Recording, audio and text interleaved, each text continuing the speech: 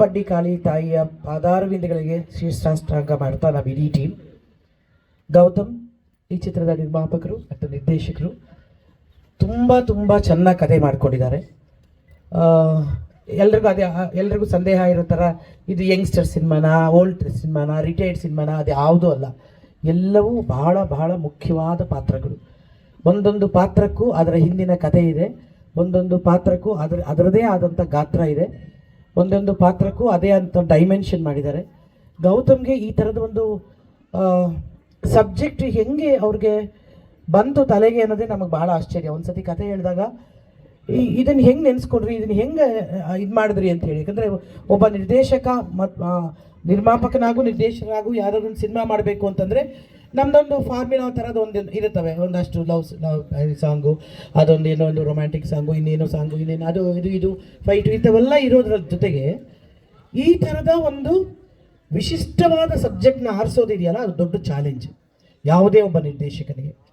ಅದರಲ್ಲೂ ಇಂತಹ ಮಹಾನ್ ಕಲಾವಿದರನ್ನು ಕೂರಿಸೋದಿದೆಯಲ್ಲ, ಅದೊಂದು ಇನ್ನೊಂದು ಚಾಲೆಂಜು.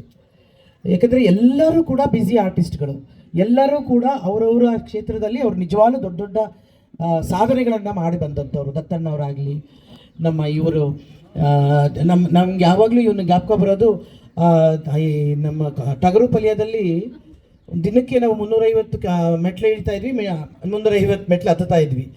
ನನಗೆ ಗೊತ್ತಿರಲಿಲ್ಲ, ಪರ್ಮಿಷನ್ ಕೊಡಿಸಿದ್ದು ನಾನೇ ಆಗ್ಬಿಟ್ಟಿದ್ನಲ್ಲ ಅವಾಗ. ಸೊ ಅದು ಆಮೇಲೆ ಗೊತ್ತಾಯಿತು, ಇವನು ಒಬ್ಬನೇ ಕಣಪ್ಪ ಅಷ್ಟು ಬೇಗ ಓಡೋಗ್ತಾ ಇದ್ದವನು. ನೀವು ಅಂದಿಯಲ್ಲಪ್ಪ ರಿಟೈರ್ಡ್, ನಾವು ಯಾರೂ ಹತ್ತಕ್ಕೆ ಇಳಿಯೋಕ್ಕಾಗ್ತಿರ್ಲಿಲ್ಲ, ಯಾರೆಲ್ಲ ನೀನು ಹತ್ತಕ್ಕಾಗ್ತಿರ್ಲಿಲ್ಲ. ಅವರು ಓಡಿ ಒಂದು 2 ನಿಮಿಷದಲ್ಲಿ ಓಡೋಗ್ಬಿಡೋರು ನಮ್ಮ ಬೀರಾದರವರು. ಆಮೇಲೆ ಶರತ ರಘು ಬಗ್ಗೆ ಏನು ಹೇಳಿ, ಅವನು ನನಗೆ ದೊಡ್ಡಪ್ಪ ಅಣ್ಣ ಎಲ್ಲನೂ. ಅವನು ಇವನು ತಬಲಾ ಅಲ್ಲ, ಇವನು ಗೊತ್ತಲ್ಲ. ಸೊ ಎಲ್ಲರೂ, ಆಮೇಲೆ ಈ ಎಲ್ಲರನ್ನು ಕೂಡ ಹಾಕೋದಿದೆಯಲ್ಲ ದೊಡ್ಡ ಚಾಲೆಂಜ್. ಅದು ಹಿಂಗೆ ಗೌತಮ್ ಸಾಧನೆ ಮಾಡಿದ್ರು. ಇನ್ನೊಂದು ಸೃಷ್ಟಿಗೂ ತಾಯಿನೇ ಕಾರಣ ಆಗ್ತಾಳೆ, ಅದ್ರಿಗೆ ಮಕ್ಕಳಿಗೆ ಅರ್ಥ ಕೊಡೋದ್ರಲ್ಲೂ ತಾಯಿಯೇ ಕಾರಣ ಆಗಿರ್ತಾಳೆ, ಜೀವನವನ್ನು ನಡೆಸೋದಕ್ಕೂ ಕೂಡ ತಾಯಿಯೇ ಕಾರಣ ಆಗಿರ್ತಾಳೆ, ಜೀವನವನ್ನು ಸರಿದಾರಿಗೆ ತರೋದು ಕೂಡ ತಾಯಿಯೇ ಕಾರಣ ಆಗಿರ್ತಾರೆ. ಕೆಲವು ಸತಿ ತಪ್ಪು ದಾರಿ ತರೆಯೋಕ್ಕೂ ಕೂಡ ಹೆಣ್ಮಕ್ಳು ಸ್ವಲ್ಪ ಕಾರಣ ಆಗಿರ್ತಾರೆ. ಒಂದು ಒಳ್ಳೆಯ ಚಿತ್ರಕ್ಕೆ ನಾಂದಿ ಹಾಡಿದ್ದಾರೆ. ಅದು ಸುಸೂತ್ರವಾಗಿ ನಡೆಯಲಿ, ಚೆನ್ನಾಗಿ ಮುಂದುವರಿಯಲಿ, ಜನ ಅದನ್ನು ನೋಡಿ ಸಂತೋಷ ಪಡಲಿ ಅಂತ ಹಾರೈಸ್ತೀನಿ. ಕ್ಲಾಸ್ ಆಫ್ ಮೈಸೂರು ಭಾಳ ಕ್ಲಾಸಿಕ್ ಆಗಿರುವಂಥ ಒಂದು ಹಿನ್ನೆಲೆ ಇರುವಂಥ ಒಂದು ಕಥೆ ಮಾಡಿಕೊಂಡಿದ್ದಾರೆ. ಆಮೇಲೆ ಕ್ಲಾಸ್ ಆ್ಯಕ್ಟರ್ಸ್ಗಳ ಒಂದು ಸಮಾಗಮ. ನಮ್ಮ ಬಗ್ಗೆ ನಾವೇ ಹೇಳ್ಕೋಬಾರ್ದು, ಬಟ್ ನನಗೆ ಖುಷಿ ಏನಪ್ಪ ಅಂತಂದರೆ ನಾವೆಲ್ಲ ಸೇರಿ ಬಹಳ ದಿವಸ ಆಗಿತ್ತು. ತಾರಮ್ಮ ಅವರು, ರಘುಜಿ, ನಾಣಿ ಸರು, ಬಿರಾದರ್ ಸಾರು, ದತ್ತಣ್ಣ ಅವರು. ಸೊ ಎಲ್ಲದಕ್ಕಿಂತ ಹೆಚ್ಚಾಗಿ ನಾವೆಲ್ಲರೂ ಮತ್ತೆ ಸೇರಿ ಒಂದು ಸಿನಿಮಾಗೆ ಕೆಲಸ ಮಾಡ್ತೀವಿ ಅನ್ನೋದು ಭಾಳ ಖುಷಿ ಕೊಡ್ತಾ ಇರುವಂಥ ಒಂದು ವಿಚಾರ. ಭಾಳ ಒಳ್ಳೆಯ ಪಾತ್ರವನ್ನು ನಮ್ಮ ಗೌತಮ್ ಬಸವರಾಜ್ ಅವರು ಕೊಟ್ಟಿದ್ದಾರೆ.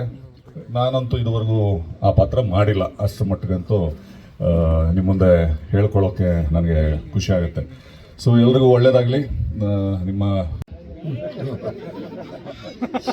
ಎಲ್ರಿಗೂ ನಮಸ್ಕಾರ. ಕ್ಲಾಸ್ ಆಫ್ ಮೈಸೂರು ಕತೆ ಹೊಸತನ ಇದೆ. ಕತೆ ತಕ್ಕಂತೆ ಕಲಾವಿದರ ಆಯ್ಕೆ ಮಾಡಿದ್ದಾರೆ. ಬಂಡಿ ಮಹಾಕಾಳಿ ತಾಯಿಯ ಆಶೀರ್ವಾದನ ಇಲ್ಲೇ ಪೂಜೆ ಮಾಡಿದ್ದಾರೆ. ನಿರ್ದೇಶಕರಿಗೆ ಮತ್ತು ನಿರ್ಮಾಪಕರು ಅವರೇ. ಎಲ್ರಿಗೂ ಒಳ್ಳೆಯದಾಗಲಿ, ಕ್ಲಾಸ್ ಆಫ್ ಮೈಸೂರಿಗೂ ಒಳ್ಳೆಯದಾಗಲಿ ಅಂತೇಳಿ ನಾನು ಭಗವಂತನಲ್ಲಿ ಪ್ರಾರ್ಥನೆ ಮಾಡ್ತೀನಿ. ನಮಸ್ಕಾರ. ಕಥೆಯ ಹಿನ್ನೆಲೆ ಅದರ ತಿರುಳು ಎಲ್ಲ ಈಗಾಗಲೇ ನಿಮಗೆ ಗೊತ್ತಾಗಿದೆ. ನಮ್ಮದು ಇಲ್ಲಿ ಜೊತೆಲೊಂದು ನಮ್ಮದು ಮರಿಯಾನೆ ಪುಟ್ಟ ಪಾತ್ರ ಮೈಸೂರು ಹೆಸರಿಟ್ಟಿದ್ದಾರೆ. ತುಂಬ ಖುಷಿ ಆಗುತ್ತೆ. ಇನ್ನು ಮಿಕ್ಕಿದೆಲ್ಲ ವಿಷಯ ಗೊತ್ತಿದೆ. ಎಲ್ಲ ಪಾತ್ರಧಾರಿಗಳು ನಾವು ವಯಸ್ಸಾದ ಮೇಲೆ ಯಾರು ಸುಖವಾಗಿರ್ತಾರೆ ಅವರು ಪುಣ್ಯವಂತರಂತೆ ಎಲ್ಲೋ ಕೇಳಿದ್ದೀವಿ ನಾವು. ಇದನ್ನು ವಯಸ್ಸಿದ್ದಾಗ ಎಲ್ಲ ನಾವೇ ಮಾಡ್ಕೊಂಡ್ಬಿಡ್ತೀವಲ್ಲ, ನೀರು ತಗೊಳ್ಳೋದು, ಹೋಗೋದು, ಬರೋದು ಎಲ್ಲ. ಆದಮೇಲೆ ಇದೆಯಲ್ಲ, ಅದು ಹೆಂಗಿರುತ್ತೆ ಅದನ್ನು ಗೌತಮ್ ಸರ್ ಕನಸ್ಕೊಂಡಿದ್ದಾರೆ. ಸರಿ, ರಾವ್ ಸರ್ ಸೇರ್ಪಡೆ, ನಾವು ಸೇರ್ಪಡೆ ಅವರಿಗೆ ಫಸ್ಟ್ ಟೈಮ್ ಅವ್ರ ಜೊತೆಲಿ ವರ್ಕ್ ಮಾಡ್ತಾ ಇದ್ದೀವಿ.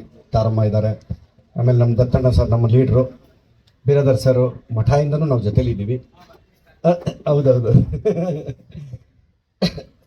ಶರತ್ ಸಾರು, ನಾನು, ರಗಣ ನಾವೆಲ್ಲ ಗೋಧುಳಿ ಸೀರಿಯಲಿಂದ ಬಂದಿರ್ತೇನದು. ಅವತ್ತಿಂದನೂ ದೇವರಿಗೆ ಇಟ್ಟಿದ್ದಾರೆ. ಚೆನ್ನಾಗಿದೆ, ಕತೆ ಚೆನ್ನಾಗಿ ಮಾಡ್ಕೊಂಡಿದ್ದಾರೆ. ಗೌತಮ್ ಸರ್ ಅವರು ನಿರ್ಮಾಪಕರು ಮತ್ತು ನಿರ್ದೇಶಕರಾಗಿ ಪಾದಾರ್ಪಣೆ ಮಾಡ್ತಿರೋದ್ರಿಂದ ಅವ್ರಿಗೆ ಒಳ್ಳೇದಾಗಲಿ. ಬಂಡಿ ಮಹಾಂಕಾಳಮ್ಮ ಎಲ್ರಿಗೂ ಒಳ್ಳೇದು ಮಾಡಲಿ. ಬೆಂಗಳೂರಿಂದ ಗೋವಾವರೆಗೂ ಜರ್ನಿ ಇಟ್ಕೊಂಡವ್ರು ನಮ್ಮನ್ನ. ಥ್ಯಾಂಕ್ ಯು ಅಗಣ, ಬಂದಿದ್ಯಾ ನೀನು? ಕೈ ಮುಗಿ ಹೋಗು, ಕೈ ಮುಗಿ ಹೋಗು, ಕೈ ಮುಗ್ದ. ಬಿಡು, ಸರಿ ಆಯ್ತು. 72 ನಿಮಿಷದಲ್ಲಿ ನಿನ್ನ ಮದುವೆ ಆಗಿದ್ದಿಲ್ಲ? 70 ನೋಡಿದ್ರೆ ಹೆಂಗೆ ಹೇಳಿದೆ ನಾನು, ನೋಡ್ತೀಯಾ?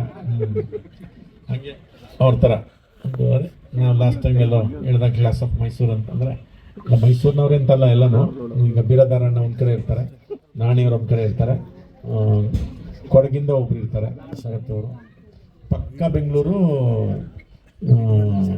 ದತ್ತಣ್ಣ ಪಂಚಭೂತಗಳು ಅವರೊಬ್ಬರೇ ಗಾಳಿ, ನಾವಿನ್ನ ನೀರು ಬೆಂಕಿ ಭೂಮಿ ಆಕಾಶ ಒಬ್ಬೊಬ್ಬರಿದ್ದೀವಿ.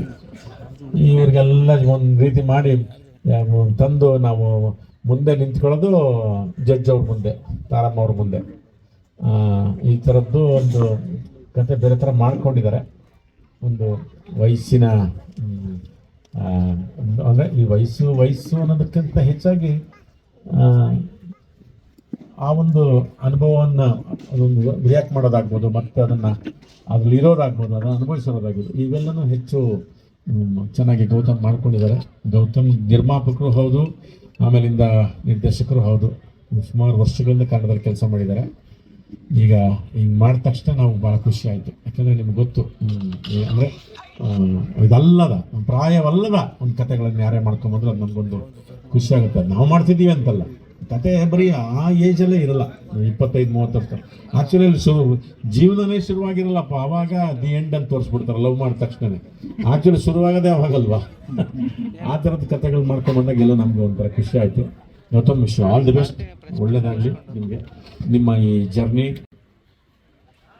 ಸರ್, ಇವಾಗ ಇನ್ನೊಂದು 15 ದಿವಸಕ್ಕೂ ಸಿನಿಮಾಗಳು ರಿಲೀಸ್ ಆಗ್ತಾ ಇದೆ, ಸರಿನಾ? ಎಲ್ಲ ಸಿನಿಮಾಗಳೂ ಇವಾಗ ಇಂಗ್ಲೀಷ್ ಟೈಟ್ಲಿಗೆ ಬರೋಕ್ಕೆ ಸ್ಟಾರ್ಟ್ ಆಗಿಬಿಟ್ಟಿದೆ. ಸೊ ಕ್ಲಾಸ್ ಆಫ್ ಮೈಸೂರು ಅಂತ ಬರುತ್ತೆ.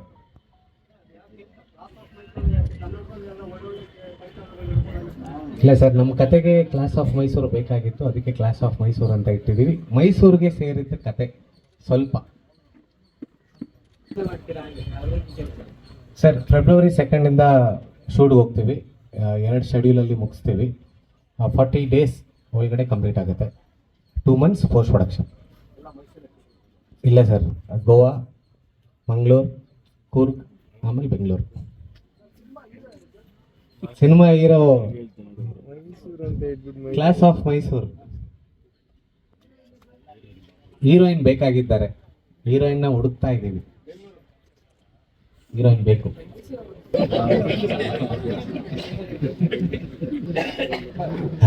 ಯಂಗ್ ಇವರು.